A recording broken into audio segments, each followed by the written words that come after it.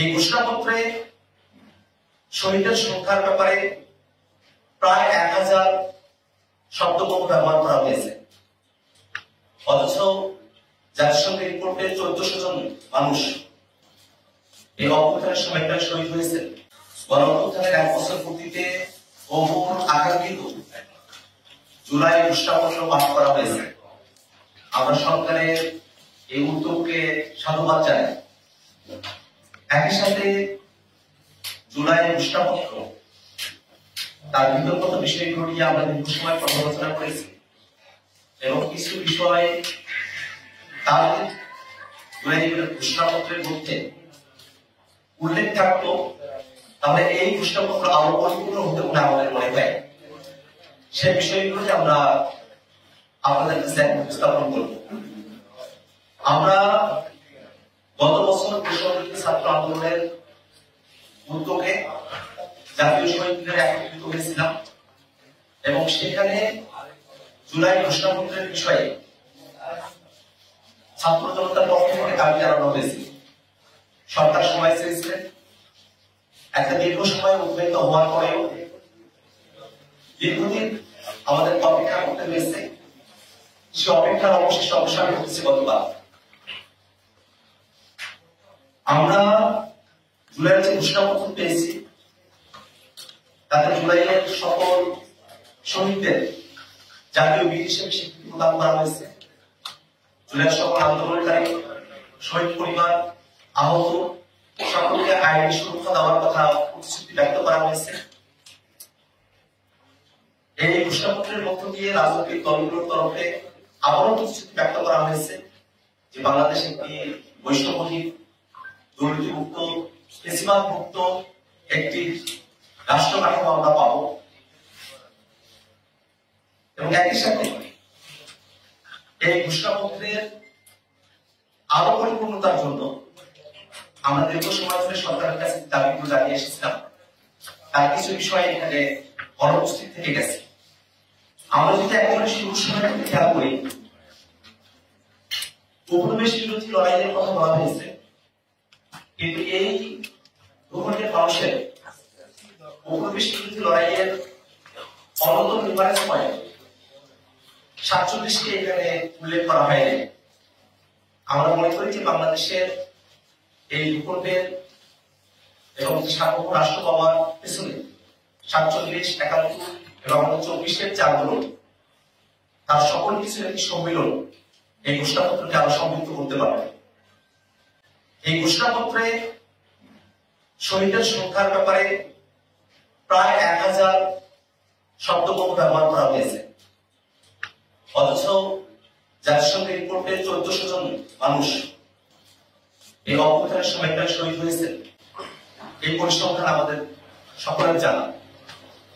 সেক্ষেত্রে গত 1 বছর ধরে সরকার যে শহীদদের প্রকৃত সংখ্যা নির্ণয় করতে ব্যর্থ হয়েছে, আহতদের প্রকৃত সংখ্যা নির্ণয় করতে ব্যর্থ হয়েছে, তার একটা ছাপ আমরা এই ঘোষণাপত্রের মধ্যে দেখতে পেলাম।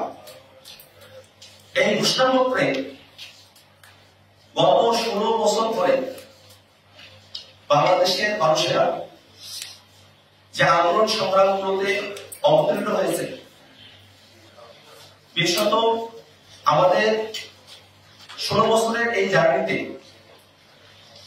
রাষ্ট্রীয় গুরুত্বপূর্ণ বিষয়গুলো জাতির কাছে আমাদের কাছে মনে হয়েছে, তার অনেকগুলো বিষয় এখানে অনুপস্থিত থেকে গেছে।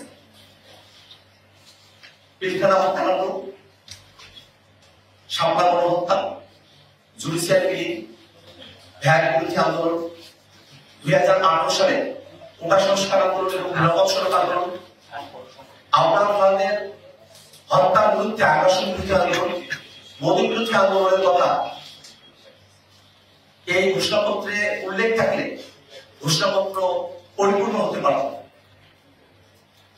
আমরা মনে করি যে গত 16 বছর ধরে বাংলাদেশের মানুষেরা আরো অসংখ্য আন্দোলন সংগ্রাম করেছেন, কিন্তু ইতিহাসের এই পর্বে যে ঘটনাগুলো আমাদের জাতীয় জীবনে দীর্ঘমেয়াদী ছাপ রেখে গেছে, সেই ঘটনাগুলো উল্লেখ করা আমাদের জাতির জন্য গর্বের বিষয় হতে পারত।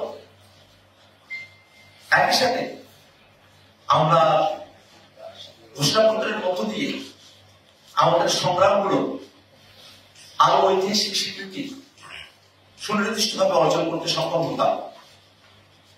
সব থেকে গুরুত্বপূর্ণ যে বিষয়টা আমাদের কাছে মনে হয়েছে,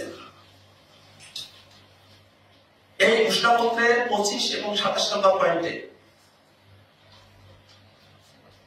আয়োজিত নির্বাচনের মধ্য দিয়ে নির্বাচিত সরকারের সংস্কারকৃত সংবিধানে তফসিলে এই ঘোষণাপত্রকে উল্লেখ করার কথা বলা হয়েছে। আমরা জাতীয় নাগরিক পার্টি এনসিপি দীর্ঘ সময় ধরে বাংলাদেশে একটি নতুন সংবিধানের দাবি জানিয়ে আসছে। সে লক্ষ্যে গণপরিষদ নির্বাচনের মধ্য দিয়ে নতুন সংবিধান পুনর্লিখনের দাবি আমরা সরকারের কাছে করে এসেছি। ঐক্যমত্য কমিশনে রাজনৈতিক দলগুলোর মধ্যে সংস্কারের বিভিন্ন বিষয়বস্তুতে ঐক্যমত্য তৈরি হয়েছে, কিন্তু এখনো পর্যন্ত সেখানে বাস্তবায়নের পথ কি হবে তা নিয়ে আলোচনা করা হয়নি। সেক্ষেত্রে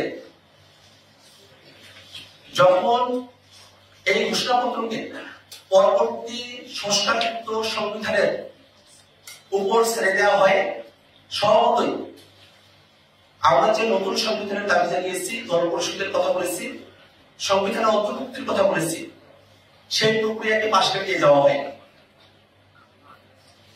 আমরা এখনো দাবি জানাই যে বাংলাদেশে যে নতুন রাজনৈতিক জনগোষ্ঠীর আবির্ভাব ঘটেছে তাদের অভিপ্রায়কে ধারণ করতে একটি নতুন সংবিধানই আমাদের জন্য সমাধান, এবং সেই নতুন সংবিধানে প্রস্তাবনার মধ্যে জুলাইয়ের ঘোষণাপত্রকে অন্তর্ভুক্ত করার দাবি আমরা জানাই। একই সাথে ঐক্যমত্য কমিশনে জুলাই সনদ কার্যকরের পন্থা হিসেবে রাজনৈতিক দলগুলোর সঙ্গে আলোচনার কথা বলা হয়েছে। আমরা দেশবাসীর কাছে এর পূর্বে খোলাসা করে বলতে চাই যে জুলাই সনদে যে সংস্কারগুলোর বিষয়ে রাজনৈতিক দলগুলোর ঐক্যমত্য তৈরি হয়েছে এবং কমিশন সিদ্ধান্ত গ্রহণ করেছে, সেই সব সংস্কারের বিষয়বস্তুকে অন্তর্বর্তীকালীন সরকারের সময়কাল থেকেই বাস্তবায়ন করতে হবে। লিগাল ফ্রেমওয়ার্ক অর্ডার এরকম করে এটাকে কার্যকর করতে হবে, এবং এই জুলাই সনদ এবং ঘোষণাপত্রের কার্যকারিতার ভিত্তিতে সামনের নির্বাচন অনুষ্ঠিত হতে হবে। প্রিয় সাংবাদিক বন্ধুগণ, আমরা দীর্ঘ সময় ধরে বাংলাদেশের মানুষেরা গুম, খুন, আয়না করে নির্যাতন, অত্যাচার, বিচার বহির্ভূত হত্যাকাণ্ড, দুর্নীতি, অপশাসন, ফেসিবাদের চাকা বলে আমরা পিষ্ট হয়েছি। সেই নতুন বাংলাদেশকে আমরা নতুন করে গড়তে হলে বাংলাদেশের সকল রাজনৈতিক শক্তিকে, বাংলাদেশের মানুষেরা যে আকাঙ্ক্ষার ভিত্তিতে 24-এর গণঅভ্যুত্থানে সামিল হয়েছিলেন, একজন রিক্সা চালক, একজন শ্রমিক মজুর, একজন কিশোর, তরুণ, শিশু, নারী, তাদের সকলের মনের যে চাওয়া, সেই বাংলাদেশ আমরা বারবার ব্যক্ত করেছি যে ডিসেম্বর থেকে জুনের মধ্যে সরকার যে সময়সীমার মধ্যে নির্বাচন আয়োজন করতে চায় তাতে আমাদের আপত্তির কোনো জায়গা নেই, কিন্তু নির্বাচন আয়োজনের পূর্বে সরকারের অবশ্য মাননীয় কিছু কর্তব্যের জায়গা রয়েছে। এ সরকার গণহত্যাকারীদের বিচার করা এবং রাষ্ট্র কাঠামোর গুণগত পরিবর্তনের জন্য সংস্কারের ম্যান্ডেট নিয়ে সরকারের যাত্রা শুরু হয়েছে।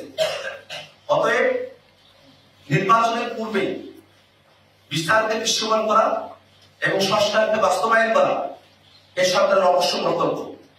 একই সাথে নির্বাচনের পূর্বে মান প্রশাসনের নিরপেক্ষতা নিশ্চিত করা এবং লেভেল প্লেইং ফিল্ড নিশ্চিত করা অবশ্যই সরকারকে